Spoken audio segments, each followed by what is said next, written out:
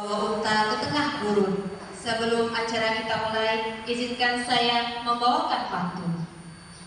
Belajar dengan guru matematika, setelah itu pulang ke rumah. Sebelum acara dibuka, mari bersama ucapkan bismillah. Bismillahirrahmanirrahim. Assalamualaikum warahmatullahi wabarakatuh. Saya ucapkan yang terhormat kepada Kepala Sekolah SMP Negeri 9 Senayang, Bapak Meza Wadani, dan yang terhormat Kepala Sekolah SD Negeri 008 Senayang, Bapak Bahari, serta rekan-rekan majelis guru dari SD dan juga SMP. Tidak lupa juga salawat beriring salam kita haturkan kepada baginda Rasulullah Sallallahu Alaihi Wasallam. Allahumma sholli ala Sayyidina Muhammad wa ala ali Sayyidina Muhammad. Semoga kita adalah orang-orang yang termasuk dapat syafaat beliau di akhirat nanti. Amin amin ya rabbal alamin. Baiklah, hari ini saya Angginawati Lingganingrum akan memandu acara berbagi praktik baik dari kawan kita Ibu Putri Susi Paulina, calon guru penggerak angkatan 10. Baiklah, langsung saja tanpa memperpanjang waktu, kita dengarkan sedikit materi tentang penerapan budaya positif di sekolah. Oke, kepada Ibu Putri kami persilahkan.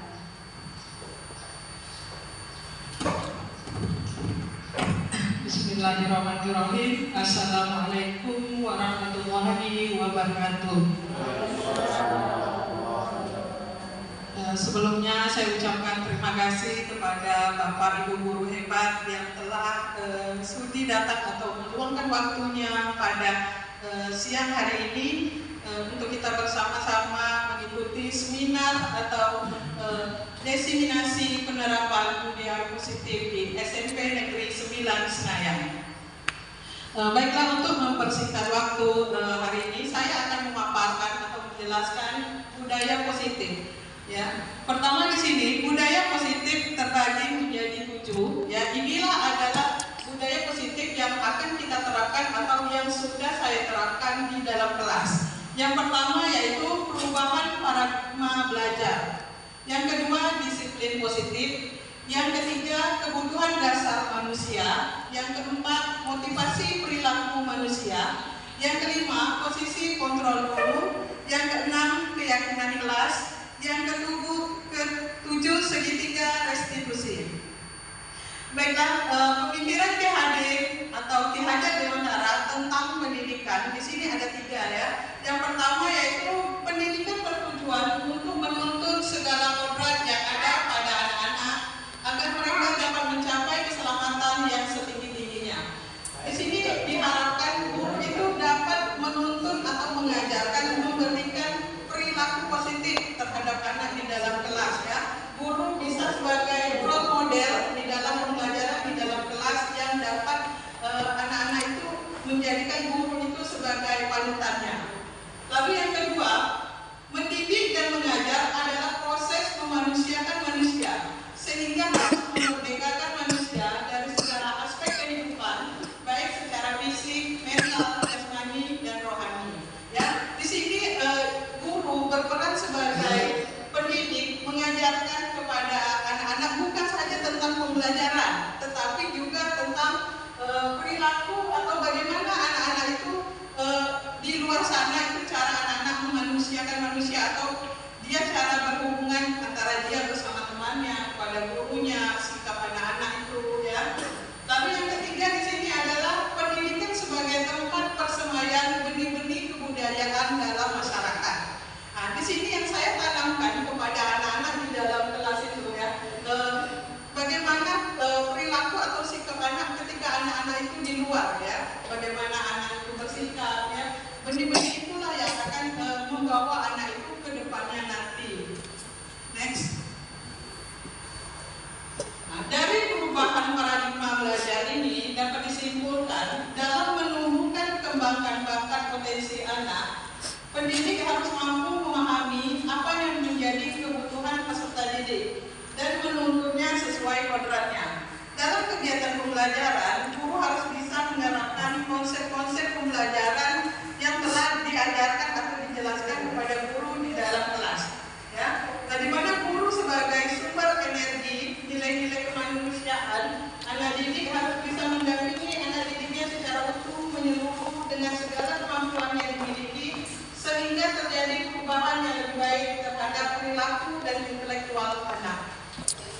Selanjutnya, ya. Lalu dari paradigma Ki Hajar Dewantara ini, ya, ada 6 elemen. Ya, di dalam pembelajaran ini terdiri dari 6 ajaran Pancasila. Yang pertama yaitu berakhlak mulia, yang kedua berkebinekaan global, yang ketiga mandiri, yang keempat bergotong royong, yang kelima bernalar kritis, yang enam kreatif.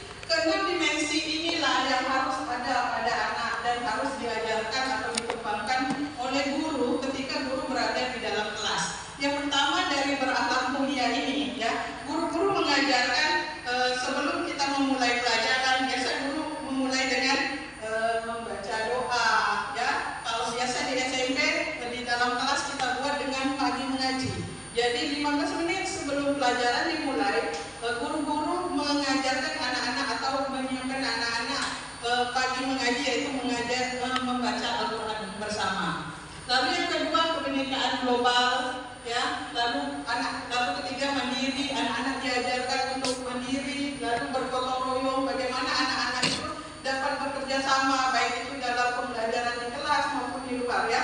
Biasanya pada pelajaran PPKN saya selalu kayak membentuk 2 kelompok atau 3 kelompok, di mana kelompok itu anak-anak diberikan materi yang harus mereka kerjakan secara bersama-sama. Lalu setelah anak-anak diskusi, anak-anak akan mempresentasikan ke depan dan terjadilah tanya jawab antara siswa dengan siswa kelompok tersebut. Akhirnya keluarlah anak-anak itu kayak berpikiran kritis, bertanya dan menjawab, dan akhirnya terjadilah kayak perdebatan antara anak tersebut. Ya, disitulah dapat kita gali bernalar kritis anak-anak itu. Ya. Lalu yang terakhir kreatif. Kreatif ini adalah dalam pembuatan tugas atau LKPD atau tugas yang diberikan kepada guru, yang diberikan guru kepada siswa. Anak-anak diharapkan dapat membuat hasil sebuah karya itu secara kreatif. Nah, dari semua kegiatan GHD dan dimensi ini, ya, ini adalah keadaan murid atau pembelajaran di kelas sebelum terjadinya perubahan belajar atau paradigma belajar, ya. Dulu atau biasanya guru-guru itu selalu kayak mengejar target materi. Misalnya dalam pelajaran PPKN itu ada 3 bab dalam 1 semester. Kita hanya berpikir bab ini harus selesai dalam 1 semester. Kita tidak berpikir apakah anak itu dapat atau tidak dapat. Yang penting kita harus dapat menyelesaikan materi itu dalam 1 semester. Lalu selanjutnya banyak siswa yang belum memahami materi awal tetapi harus lanjut ke materi selanjutnya. Selanjutnya kita seperti itu, di mana di dalam kelas itu ada tingkatan-tingkatan atau kemampuan anak, yang anak ini bisa, anak ini tidak bisa, gitu kan? Tapi kita tidak kayak memikirkan apakah dia dapat atau tidak dapat, kita lanjut aja. Oke, next. Lalu selanjutnya yaitu hanya menilai aspek kognitif, ya. Kita tidak pernah kayak menilai nilai keterampilan anak atau nilai sikap anak atau nilai yang lainnya. Kita kayak berpaku mengambil nilai atau mengisi sebuah rapor kelulusan atau sebuah kenaikan kelas itu berdasarkan aspek kognitif, ya. Lalu siswa hanya dianggap berhasil jika nilai ujian tercapai KKM. Ini yang terjadi di sekolah-sekolah, ya, di mana kita hanya kayak memikirkan anak tercapai, tidak tercapai, berarti anak itu tidak tuntas, kayak gitu. Jadi kita tidak pernah berpikir apakah penyebab mengapa anak tidak tuntas, mengapa dia tidak bisa KKM. Kita tidak pernah mencari solusinya, bagaimana supaya anak ini bisa dapat, ya. Kita selalunya kayak menyalahkan, oh kemampuan anak ini memang segini, oh anak ini hanya main HP, anak ini tidak belajar, ya. Itu paradigma guru-guru terhadap anak. Anak sebaliknya, orang tua juga sebaliknya kepada kita, ya. Guru-guru itu hanya main HP, tidak mengajar, sering berpergian dan segala macam. Itulah yang menjadi paradigma kita di sekolah. Tidak ada menjadi permasalahan pembelajaran di dalam kelas ini. Lalu sering memberi banyak PR, ya. Yang kalau dulu saya merasakan waktu saya sekolah itu seringkali guru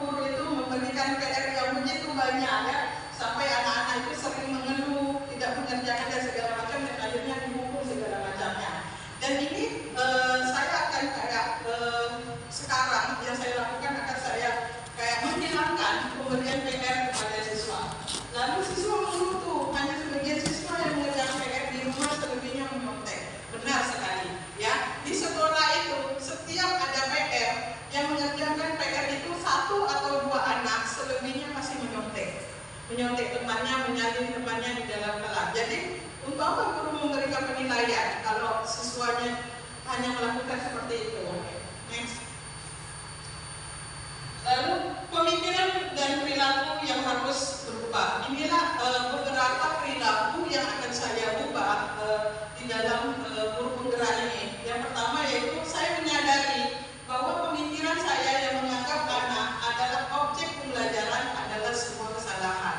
Ya, setelah saya mengajar beberapa bulan ini dalam guru penggerak dalam semester 2 ini, saya kayak mencoba kayak mengubah program apa yang telah diterapkan di guru penggerak di dalam pembelajaran. Khususnya saya mengambil sampel itu di kelas 8 pada pelajaran PPKN.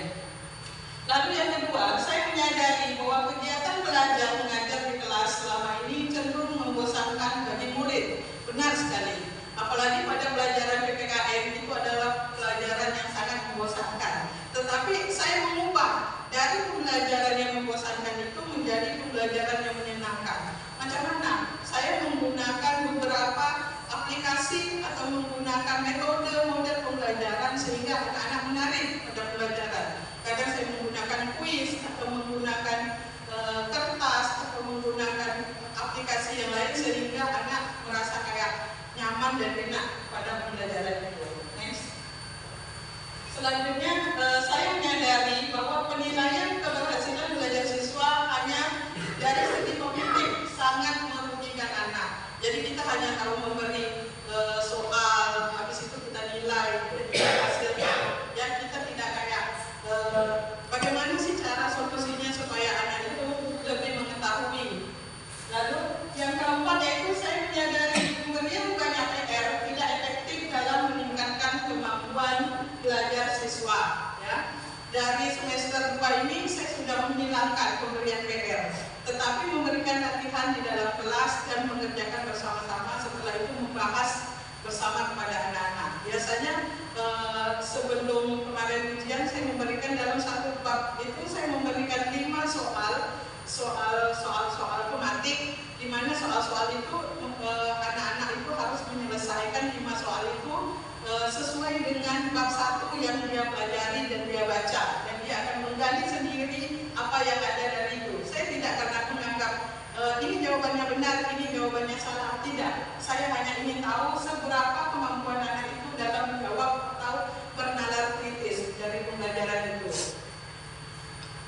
Next. Oke, selanjutnya yaitu disiplin positif, ya. Di mana kata disiplin ini, ketika mendengar kata disiplin, apa yang terbayang di benak kita? Ya, kebanyakan orang akan menghubungkan kata disiplin dengan tata tertib, teratur atau kepatuhan kepada peraturan. Ya, di mana disiplin positif ini, ya, disiplin positif ini adalah pendekatan mendidik anak untuk melakukan kontrol diri dan pembentukan kepercayaan diri sehingga dengan kesadaran yang berasal dari dirinya sendiri bisa mematuhi setiap peraturan yang disepakati bersama. Ya. Ini juga adalah salah satu upaya yang saya lakukan dalam pembelajaran. Ya. Sebelum memulai pelajaran, saya melakukan kesepakatan kelas. Ya. Kesepakatan kelas di dalam kelas, saya dengan cara menanyakan kepada anak-anak apa yang ingin kalian lakukan dalam pelajaran ibu. Ya. Apa yang kalian inginkan, apa yang harus kalian lakukan, dan apa yang tidak boleh kalian lakukan. Jadi mereka menyebutkan semua apa yang mereka inginkan, apa yang dia tidak inginkan, dan apa yang temannya lakukan. Ya, semua ditulis di dalam satu lembar dan ditempel pada pelajaran PPKN itu. Jadi setiap saya masuk, kita ada kesepakatan kelas. Kalian ingat kesepakatan kelas kita itu, itulah yang membuat akhirnya anak-anak menyadari, oh ini kesepakatan kelas, dan saya pun menyadari kalau saya sebagai guru, saya sudah menyepakati kepada anak-anak dengan cara pembelajaran yang disepakati bersama. Ya, dimulai dituang dalam disiplin positif. Lalu konsep disiplin dengan identitas gagah.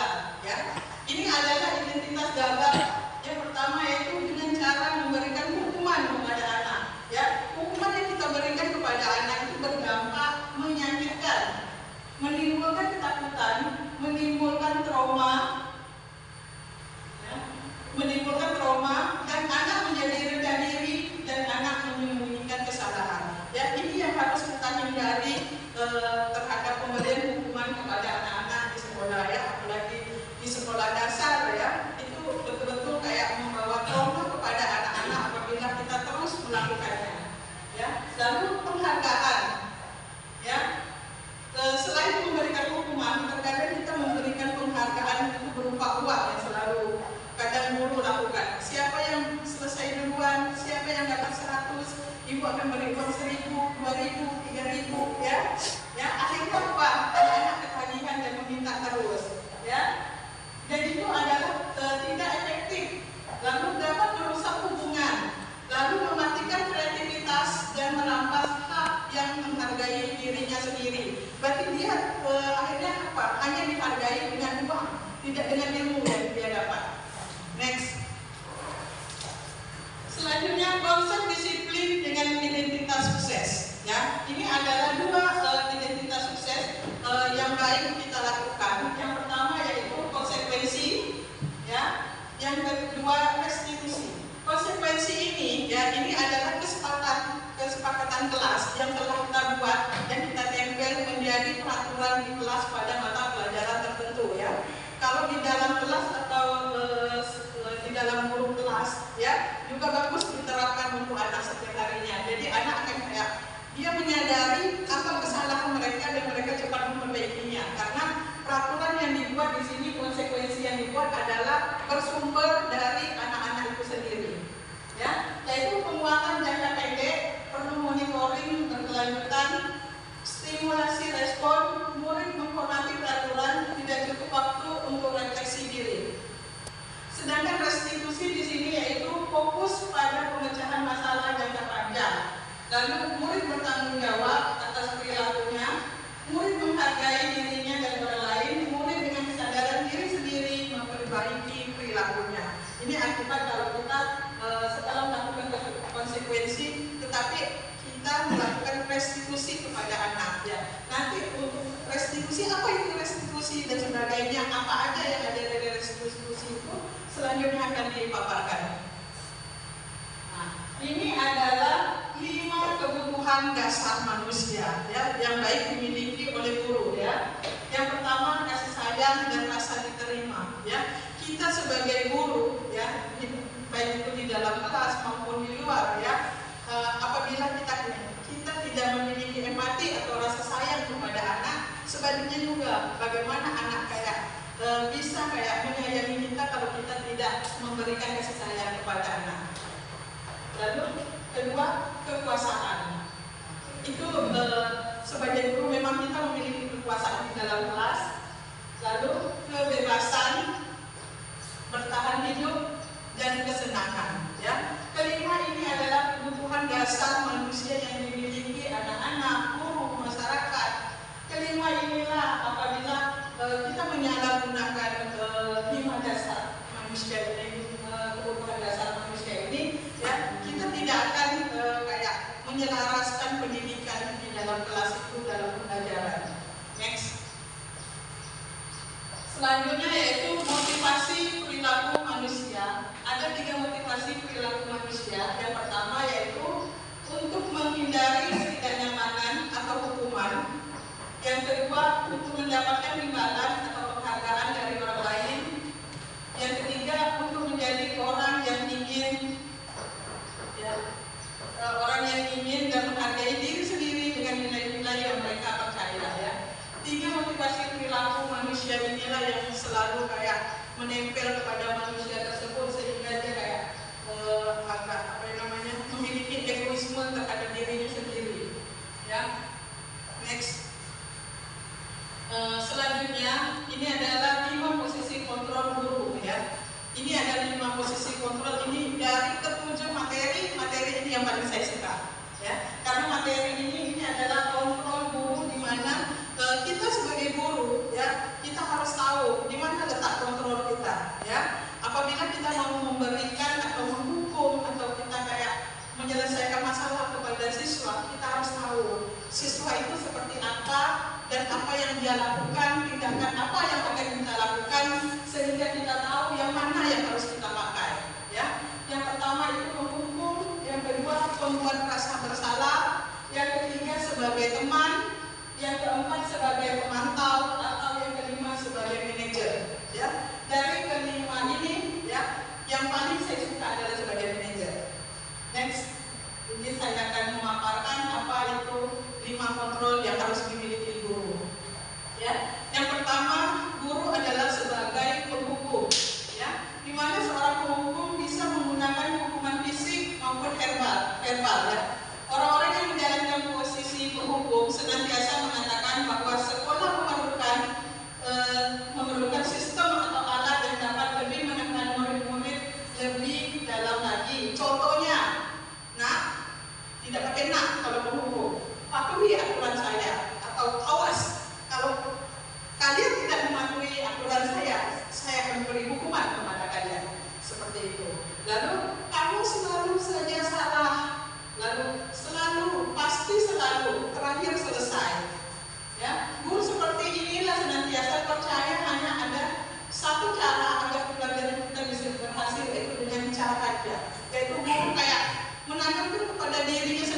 bahwa apapun yang dilakukan anak, kesalahan apapun yang dilakukan anak itu adalah salah anak itu. Ya, dia tidak kayak memikirkan apakah anak itu bersalah atau apa kayak gitu. Di mana letak kesalahan anak, apa masalahnya. Pokok taunya anak itu salah, anak itu terlambat, anak itu buat salah, tidak mengerjakan PR.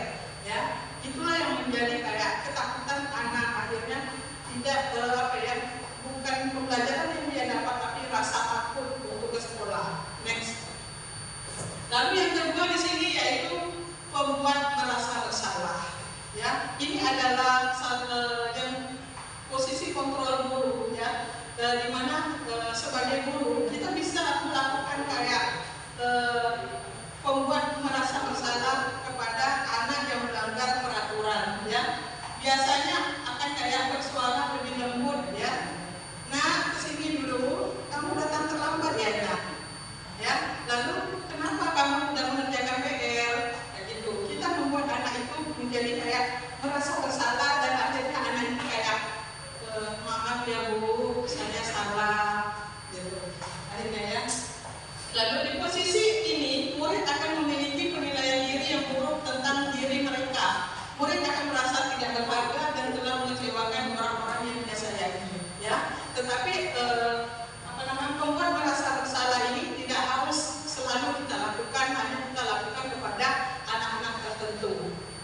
Selanjutnya, yang ketiga ya ini sebagai teman, ya, di mana guru ini memposisikan dirinya sebagai teman, ya, tidak menyakiti murid, namun akan tetap berupaya mengontrol murid melalui persuasi. Posisi teman pada guru bisa negatif maupun positif. Positif di sini berupa hubungan baik yang terjalin antara guru dan siswa. Ya. Lalu kayak gini, ayo bantulah demi bapak ya. Misalnya ada anak dia tidak mengerjakan latihan, teman-temannya udah mengerjakan latihan. Kenapa tidak mengerjakan latihan? Nak, malas bu. Nanti aja lah kata dia bilang gitu kan. Ayolah buat kalian tidak kasihan ya ibu. Ibu ini udah mengajar 1 hari, udah capek nunggu kalian. Ayolah kerjakan. Iyalah bu kata dia bilang. Akhirnya kerjakanlah, kita tunggu dia sampai selesai. Ya, ya. Kalau sebagai teman ini biasa anak-anak yang labil ya. Contohnya saya kasih contoh di kelas 7 itu kami punya anak spesial. Ya, anak luar biasa, sensitif. Ya, sensitif, tidak boleh dikasari, tidak boleh dimarah, ya. Tapi dia suka dibelai palanya. Ya, itu saya udah kayak membuktikan kepada anak tersebut, itu kan ketika dia itu tiba-tiba aja saya masuk di kelas tidur. Tidurnya bukan tidur di meja, tidur di lantai. Ya, saya bangunkan, bangun nak, belajar, ngantuk bu, kata dia bilang. Kalau ngantuk balik aja nak. Nanti dimarah bapak di rumah. Ya. Kalau gitu bangunlah, cuci muka. Ya, bangun pelan-pelan. Kalau kita langsung bangun sendiri, dia pun langsung kayak bangun hentak-hentak kaki. Ya, ya. Jadi ada kayak memang anak-anak yang kayak kita harus jadikan dia teman. Ya, untuk kayak mengubah perilaku atau sikap dia secara perlahan-lahan. Tapi kita memang kayak tidak bisa memastikan kalau dengan tindakan yang kita lakukan itu akan membawa dampak baik atau positif terus terhadap anak tersebut. Ya, setidaknya kita berupaya yang kita lakukan. Selanjutnya, ini sebagai pemantau, di mana pemantau di sini adalah mengawasi. Jadi kita hanya kayak bertanggung jawab atas perilaku orang-orang yang kita awasi, ya. Di mana pemantau ini berdasarkan kepada peraturan-peraturan atau konsekuensi yang dapat memisahkan hubungan pribadi kita dengan murid, ya. Jadi kita ini tinggal di pulau, jadi secara otomatis 18 jam kita akan melihat kelaku anak kita, ya. Tapi kita lihat aja, ya. Kita tak boleh negorkan dia terus. Karena apa? Kapasitas kita hanya di sekolah, bukan di luar. Di luar kalau kita terus menegurkan dia, akan keluar ucapan-ucapan yang tidak sedap kita dengar. Jadi kita hanya memantau, ya. Lalu selanjutnya, terakhir di sini posisi kontrol guru adalah sebagai manajer. Yang pada posisi terakhir, manajer adalah bersama dengan murid, mempersilakan murid bertanggung jawab kepada perilaku atau mendukung murid agar dapat menemukan solusi bersama. Ya, ini pernah saya contoh atau pernah saya kayak implementasikan di dalam kelas 7 ya, di mana ada anak yang selalu datang terlambat setiap hari, ya setiap hari datang terlambat, ya sampai dia tahu, Bu, saya terlambat, saya pungut sampah kan Bu, kata dia bilang. Ya, kamu tahu di mana kamu pungut sampah? Udah tahu Bu, kata dia bilang. Jadi dia udah tahu apa yang akan dia lakukan setiap pagi ketika dia datang terlambat. Ya, nah, posisi manajer di sini yang saya lakukan terhadap anak tersebut, apabila kita kayak selalu memberikan hukuman tersebut kepada itu, kapan dia akan berubah? Jadi saya menanyai kepada anak tersebut, ya. Kamu tahu apa yang kamu lakukan? Tahu Bu. Kamu tahu kesalahan kamu? Tahu. Dia tahu kesalahannya. Lalu kamu tahu. Lalu kamu bisa tidak berubah? Bisa Bu, tapi susah, kata dia bilang. Tapi bisa tidak diusahakan? Bisa Bu. Caranya bagaimana? Ya, di rumah ada siapa? Di rumah ada bapak, ada atuk, kata dia bilang. Ada HP tidak? Ada. Bisa hidupkan alarm HP-nya? Bisa. Bisa suruh aku bangunkan pagi? Bisa. Berarti bisa ya kamu datang pagi besok? Mungkin Bu, kata dia bilang. Bisa saja, kata dia bilang. Keesokannya betul tidak datang terlambat, tetapi besoknya lagi datang lagi terlambat. Ya, itu adalah kayak posisi kontrol memang ya, kayak inilah tugas guru yang harus kita lakukan. Selanjutnya,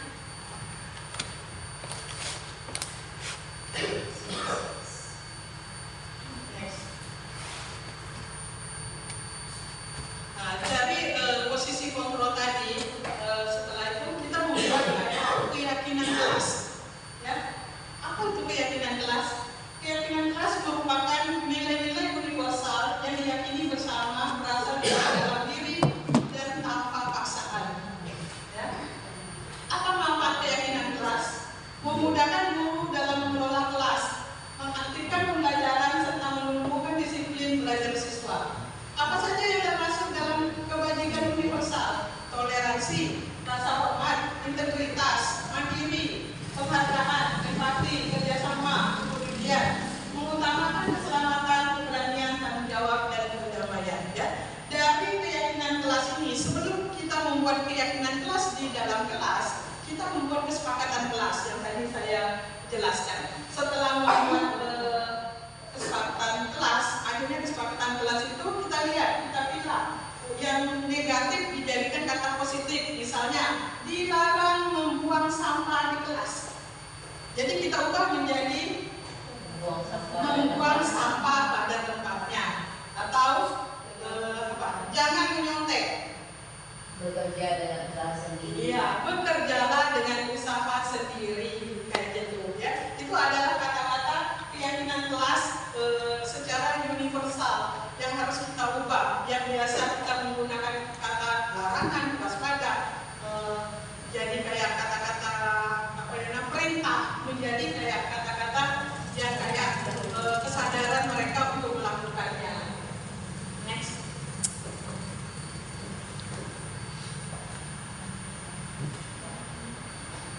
Lalu keyakinan kelas ini ada beberapa poin.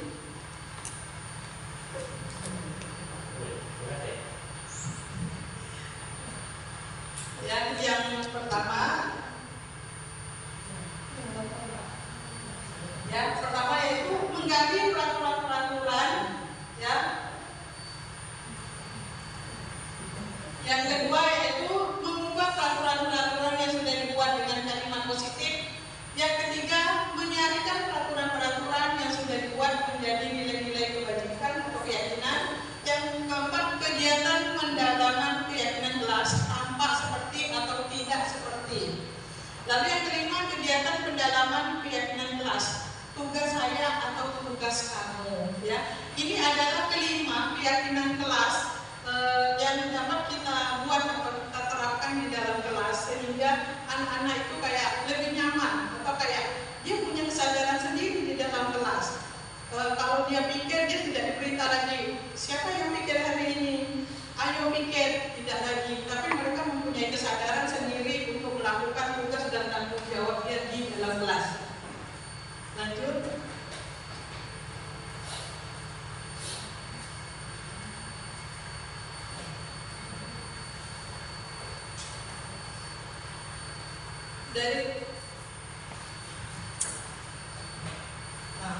Dari keyakinan kelas ini ada yang namanya restitusi segitiga, ya. Segitiga restitusi ini adalah inilah yang akan kita terapkan di dalam kelas, di mana proses menciptakan kondisi bagi murid untuk memperbaiki kesalahan mereka sehingga tercipta karakter yang lebih baik yang dilakukan dalam 3 tahapan, ya.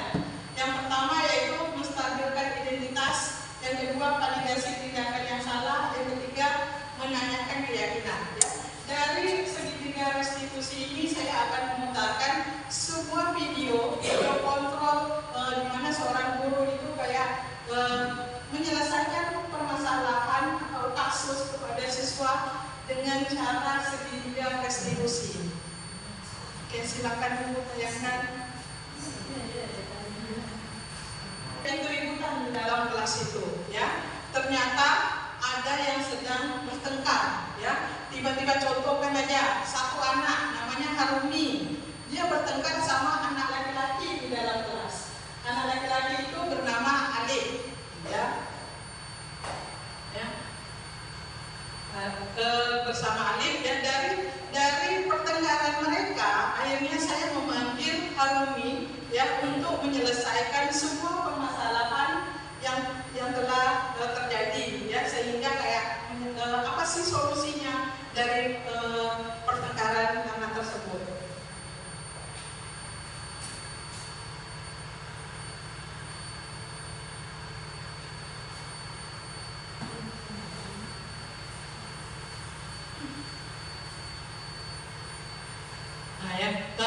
Sambil pemutaran video, saya jelaskan alur dari cerita si Harumi ini, ya. Dia itu merasa tidak senang karena dia itu setiap ada tugas atau latihan yang saya berikan, dia selalu mengerjakan dengan benar dan dengan baik.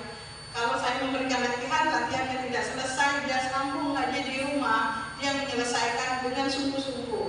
Tetapi temannya ini tidak mau mengerjakan tugas yang diberikan. Kalau ditinggalkan di kelas, dia selalu bermain sendiri, mengganggu temannya. Sehingga ketika saya bilang kumpulkan tugas, kalau tidak mengumpulkan tugas, tidak boleh pulang. Jadi apa yang dilakukan temannya itu? Dia menyontek si Harumi dengan cara memaksa mengambil buku Harumi. Ini adalah cerita pasti kamu melakukan seperti itu ada alasannya, ya.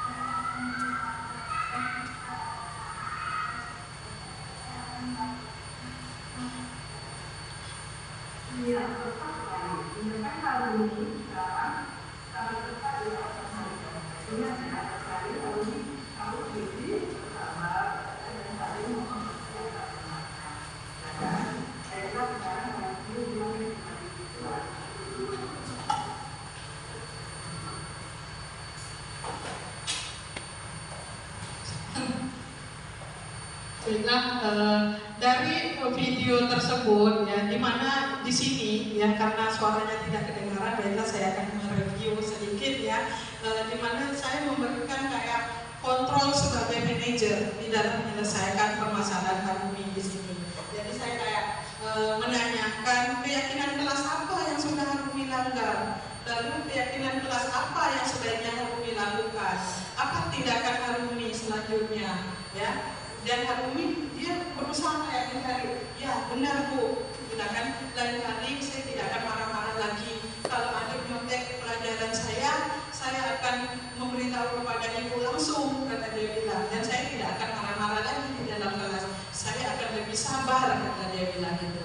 Ya, di sini dia kayak menyadari bahwa ternyata salah ya apa yang saya lakukan, walaupun sebenarnya dia tidak bersalah. Ya, dan saya sebagai guru di sini saya tidak kayak menyalahkan Harumi, tidak boleh bentak-bentak temannya, tapi tidak. Saya hanya kayak memberitahu Harumi, benar sekali apa yang telah Harumi lakukan. Tetapi apa yang telah Harumi lakukan itu tidak sesuai dengan keyakinan kelas yang sudah kita sepakati. Ya, di mana Harumi marah-marah di dalam kelas, memukul, membentak, ya, itu adalah perilaku yang kurang baik. Ya. Dari restitusi segitiga ini yang telah saya lakukan kepada siswa, di mana siswa di sini dia membuat kayak semacam refleksi atau kayak ini, kesimpulan dari dia apa yang dia rasakan setelah dia lebih kayak ngobrol dengan guru kayak gitu.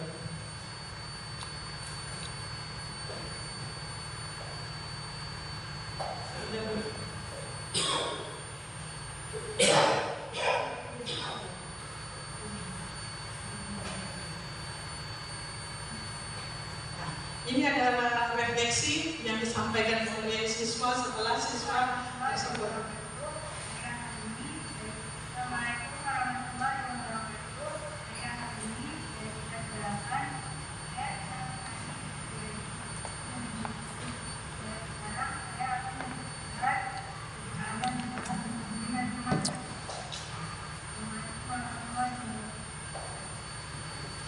Ini adalah contoh salah satu segitiga restitusi. Ada lagi satu yang telah saya lakukan kepada anak kelas 7, yaitu kepada Muhammad Azam. Ya, dia itu pernah ketahuan merokok di sekolah.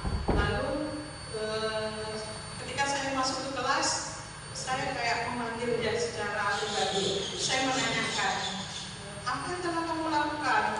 Saya merokok Bu, kata dia bilang itu. Apakah kamu tahu kalau di sekolah itu dilarang merokok? Tahu Bu, tapi saya ini tidak bisa tidak merokok Bu, kata dia bilang itu.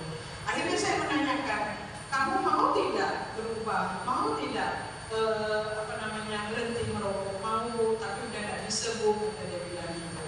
Lalu akhirnya kalau ibu bantu, kamu mau tidak? Mau Bu, kata dia bilang. Hal yang saya lakukan yaitu ketika saya ke Tanjung Pinang, saya mencari obat di apotek, ya. Tapi ternyata di apotek itu tidak ada jual obat berhenti merokok, ya. Tetapi apotekernya menyarankan kayak gini, Bu, ada permen yang bisa menghilangkan keseringan merokok, tetapi bukan menghilangkan kecanduan merokok, tapi mengurangi merokok, kata dia bilang. Akhirnya saya beli permen itu. Lalu saya panggil dia di sekolah. Ini ibu ada obat dari dokter, obat mengurangi merokok. Dia akhirnya lari. Dia tahu kalau itu obat. Jadi bilang, obat ini bisa menghilangkan rasa ngantuk kamu di dalam kelas. Lalu besoknya saya tanya lagi, masih ngantuk tidak dalam kelas? Tidak Bu, udah makan belum obatnya? Udah Bu, kata dia bilang itu, tidak usah bagi teman-temannya ya, obatnya itu untuk kamu sendiri. Dia merasa kayak bangga kalau dia itu kayak diperhatikan, diberikan guru itu kayak memperhatikan dia, kayak seperti itu. Lalu 1 bulan ini saya lihat dia tidak pernah tidur lagi di dalam kelas. Dan saya tanya, udah habis obatnya? Masih ada Bu sedikit. Padahal sebenarnya itu bukan obat, tapi permen menghilangkan rasa ngantuk dan rasa keinginan untuk merokok. Ya.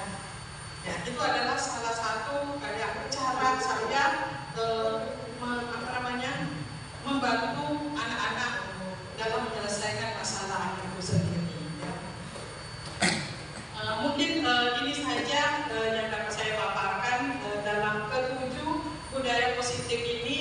Jadi seolah akan saya terapkan lagi di dalam kelas ke depannya. Selanjutnya saya akan serahkan ke moderator untuk menyampaikan.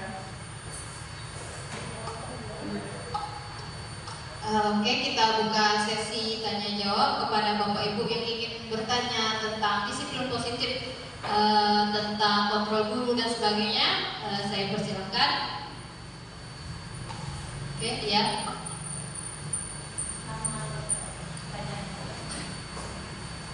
Baik, Bapak Ibu, nama saya Evi Susanti Huta Barat. Yang menjadi pertanyaan saya adalah apa kaitan antara profil pelajaran Pancasila dengan pembelajaran di kelas? Kira-kira seperti itu pertanyaannya, Bu.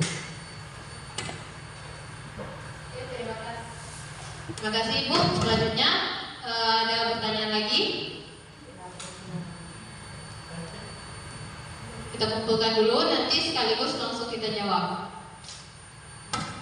Bu. Ya. Iya. Itu tujuannya. Ya, terima kasih.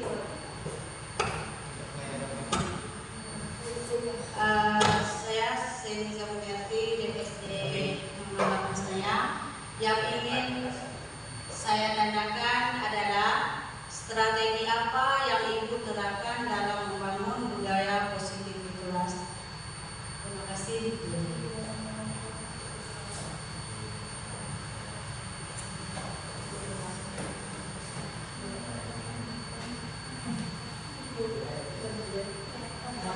Baiklah, terima kasih kepada ibu-ibu yang telah bertanya. Baiklah, saya akan menjawab atau menjelaskan inti dari pertanyaan. Yang pertama dari Ibu Evi Susanti Huta Barat, yaitu pertanyaannya apa kaitan profil pelajar Pancasila dalam pembelajaran, ya.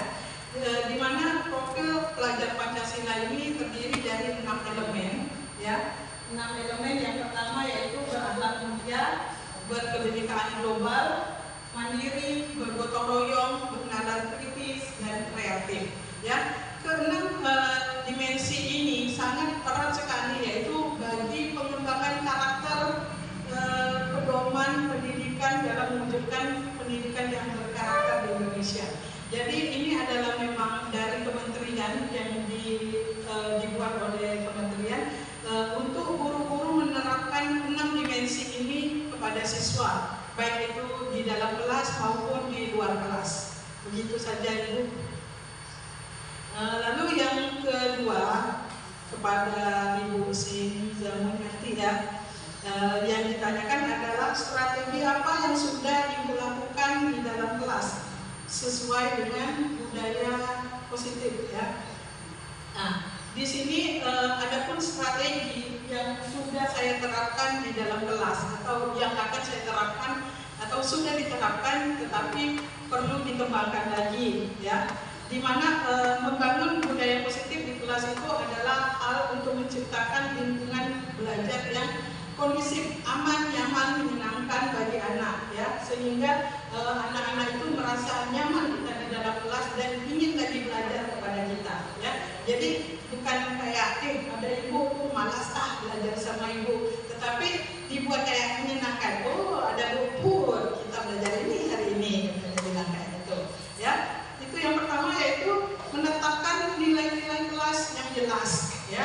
Jadi kita kayak punya kesepakatan nilai-nilai apa yang harus kita lakukan di dalam kelas dalam pembelajaran ibu. Contohnya satu, ketika ibu menjelaskan, anak-anak diam, jangan ada yang bersuara. Itu adalah nilai-nilai yang harus kalian kayak pahami. Kalau kalian itu, kalau ibu bicara, kalian harus bicara, itu namanya tidak sopan, ya. Ibu akan memberikan kesempatan kepada kalian. Kalian boleh bertanya, menjelaskan, menjawab apa yang telah Ibu jelaskan. Lalu yang kedua, saya selalu memberikan pujian kepada anak-anak, terutama ada anak yang bernama Alif. Ya, itu kalau dibilang ganteng luar biasa, langsung dia kayak menjelaskan, langsung kayak bilang bisa Bu, langsung bilang tahu Bu. Itu kalau dia dibilang ganteng, ya itu adalah salah satu kayak pujian karakter anak yang senang dipuji. Ya. Yang ketiga yaitu menetapkan aturan atau konsekuensi yang jelas. Ya, konsekuensi ini kita buat dalam kesepakatan kelas yang dilakukan bersama. Ya, Bapak Ibu bisa tanya kepada anak kelas 8, kesepakatan kelas apa yang telah Ibu buat kepada kalian? Ya, yang pertama mungkin guru-guru tidak boleh, tapi saya boleh pada pelajaran saya, yaitu makan permen. Ya, karena pelajaran PPKN itu 3 jam, ya, dan sangat mengantuk sekali. Saya bilang, kalian boleh minum dan makan, tapi minumnya air putih, makannya permen pada pelajaran Ibu. Tapi kalau kepada pelajaran lain silakan bertanya kepada guru yang lain. Saya bilang kayak gitu. Lalu yang saya bagi membangun hubungan yang baik dengan siswa, ya, baik itu di dalam kelas maupun di luar kelas. Biasanya kalau hari-hari libur saya sering ngajak anak-anak ke rumah, yuk ke rumah kita buat acara atau kita buat keterampilan atau kita melakukan apa. Ya di situ timbullah keterkaitan antara anak dan guru di luar, sehingga dia merasa kayak nyaman belajar sama ibu, menyenangkan seperti itu. Ya. Lalu mendorong kolaborasi dan kerjasama dengan anak, ya, yaitu di dalam diskusi di dalam kelas. Ya, saya tidak kayak menyalahkan anak, ya, ketika mereka belajar, mau mereka itu menjawab benar, salah, ngomong aja nak, keluarkan aja apa yang dia mau. Kadang mereka itu jauh dari pelajaran yang dia sampaikan, tapi ya udah kita sebagai guru menerima. Lalu yang terakhir itu memberikan teladan yang baik. Ini saya rasa yang paling sulit saya lakukan dan kayaknya belum bisa saya lakukan. Dimana saya kayak belum bisa memberikan teladan atau contoh atau role model kepada anak, ya, sebagai guru, ya. Karena sebenarnya anak itu tergantung gurunya, ya. Kalau gurunya dapat memberikan perilaku atau role model kepada anak, anak akan mengikuti perilaku atau sikap guru itu. Tetapi kalau guru tidak dapat memberikan perilaku yang baik kepada anak, contohnya, nah, tidak boleh pacaran, ya, tapi gurunya pacaran, salah kan? Nah, itu salah satu dampak negatif atau yang kayak kita tidak bisa kayak menerapkan sesuatu yang kita sendiri itu tidak bisa pegang kayak gitu. Atau contohnya, nah, jangan datang terlambat, ibunya datang terlambat. Ya, susah juga Bu, ibu aja datang terlambat, kata dia bilang. Itu juga, ya udah nak, kalau gitu kita sepakat ya nak. Kalau ibu terlambat, ibu dihukum. Kalau kalian terlambat, kalian dihukum. Boleh? Boleh Bu. Oke, kesepakatan kelas. Kita buat kesepakatan kelas. Jadi ketika ibu gurunya terlambat, ibu gurunya dihukum, mereka terima. Tetapi jadi besoknya tidak mau terlambat, ibu aja dihukum. Nanti saya dihukum juga, malu kata dia bilang. Akhirnya dengan kesepakatan kelas itu membawa kayak dampak positif kepada anak-anak tersebut, seperti itu. Ya, mungkin itulah yang dapat saya jelaskan atau sampaikan. Oke, bagaimana Bu Evi dan Bu Sandy sudah jelas? Oke, nah jadi itu tadi jawaban dari pertanyaan tentang korelasi antara profil belajar Pancasila di dalam kegiatan pembelajaran sekolah dan apa saja disiplin positif yang sudah diterapkan oleh Bu Put selama menjalani pendidikan guru penggeraknya. Baiklah, cukup 2 Bu? Cukup? Atau ada yang tambah lagi? Oke, kalau tidak ada, kita lanjut ke sesi selanjutnya, yaitu refleksi atau feedback dari Bapak Ibu guru tentang apa yang sudah disampaikan oleh Bu Putri tadi.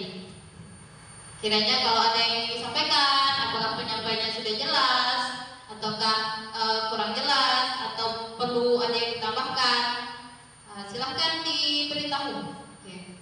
Oke, silakan Ibu Evi. Terima kasih buat Ibu Putri yang sudah memberikan pemaparan yang sudah sangat jelas, yang membuka pemikiran kita tentang paradigma pendidikan sesuai dengan Gajah Dewantara. Saya sangat bersyukur hari ini kembali saya di refresh bahwa masih ada jalan bagi kita guru-guru yang mengalami kesulitan dalam mendidik mengajar anak. Yang selama ini seperti saya contohnya, karena tidak anak-anak sulit mempelajari pelajaran di kelas, saya kasih banyak PR. Dan memang seperti yang disampaikan Bu Putri, endingnya hanya beberapa anak yang mengerjakan, yang lainnya itu adalah menyontek berjamaah. Jadi benar betul, dan seperti yang saya sampaikan tadi, di-refresh, disemangatkan kembali, disegarkan kembali. Ternyata masih ada jalan untuk setiap permasalahan yang ada di kelas yang kita temukan, seperti melakukan segitiga restitusi di mana kita tidak perlu menghukum, tetapi memberi seperti memberi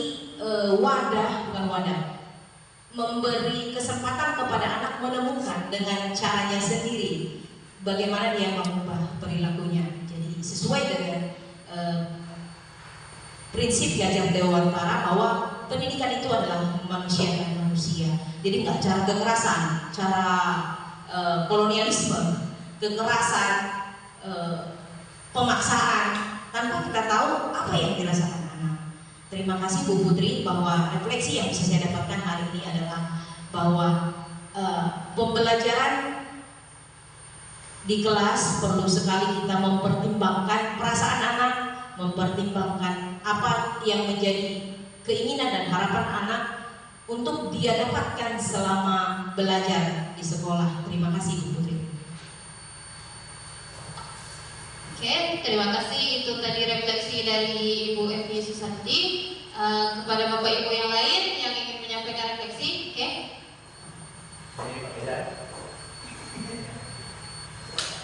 Terima kasih kepada Tuhan. Tak perlu sebut nama lagi dulu. Tak kenal semuanya.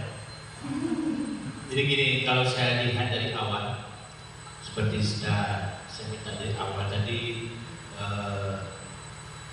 yang pertama adalah berakhlak mulia. Jadi memang asal mulanya dari situ. Kalau memang itu tidak kita laksanakan, dan juga itu tidak kita sebagai guru tidak kita laksanakan, jadi sampai ke anak. Jadi ini betul-betul balik ke asal, sama guru-guru kita ini balik ke asal. Jadi berkah kita seorang guru, dibawa ke seorang guru, tidak seperti kemarin lagi. Ini nampaknya pemerintah nak balik ke sana. Ya, dulu juga boleh kekerasan, tapi kita tidak apa-apa. Orang tua kita mendukung karena kita salah. Tapi jangan pada sekarang, ya. Kita mau ke anaknya balik, anak cerita, orang tua dia marah. Jadi ini perlu kita pahami bersama. Memang apa namanya itu uri hadayana itu harus kita terapkan pada diri kita sendiri dulu.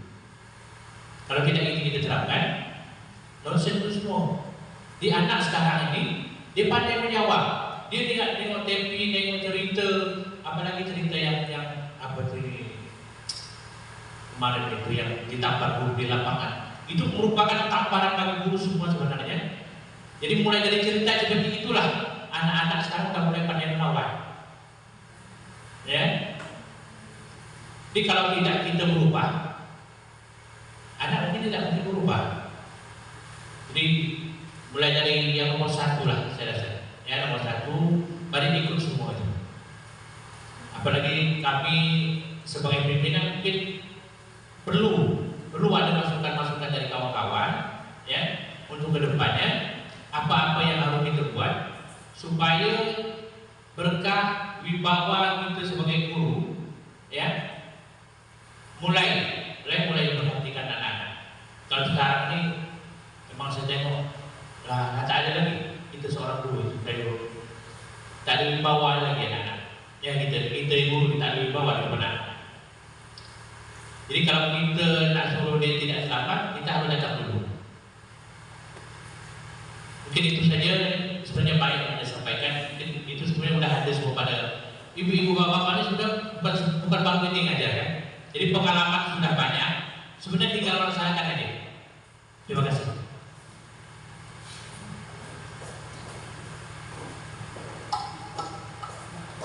Baiklah, itu tadi refleksi dari Pak Bahari. Adakah lagi Bapak Ibu yang ingin menyampaikan refleksi tentang materi disiplin positif yang telah disampaikan tadi? Oke, ya.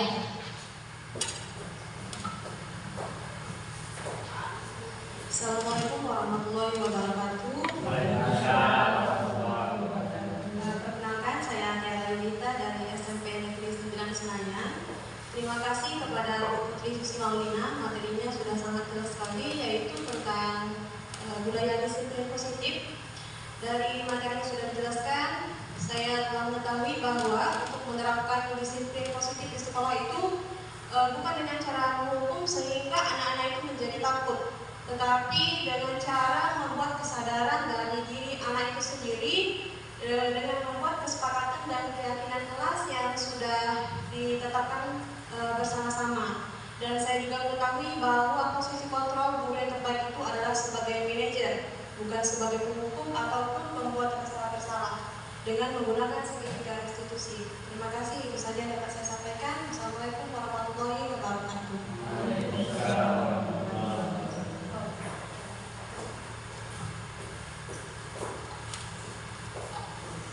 Oke, terima kasih Bu Tiara. Ada lagi kira-kira Bapak Ibu yang ingin menyampaikan refleksinya atau feedbacknya nih tentang materi disiplin positif? Jadi banyak tadi yang disampaikan sama Bu Putri dari awal, beliau mencoba menjadi manajer bagi anak-anak muridnya nih. Nah, bagaimana step-step awalnya sampai step akhirnya? Oke, ada lagi kira-kira? Ada? Cukup Bapak Ibu? Cukup? Cukup? Oke. Seperti tadi saya membuka acara ini dengan dua buah pantun, akan saya tutup juga dengan dua buah pantun. Oke. Bunga mekar di perbukitan, sawah luas di pedesaan. Terima kasih untuk perhatian, mohon maaf untuk kesalahan. Yang terakhir, siang hari makan kuaci, makan bareng sama Bu Asi. Cukup sekian acara hari ini, saya ucapkan banyak terima kasih. Wassalamualaikum warahmatullahi wabarakatuh.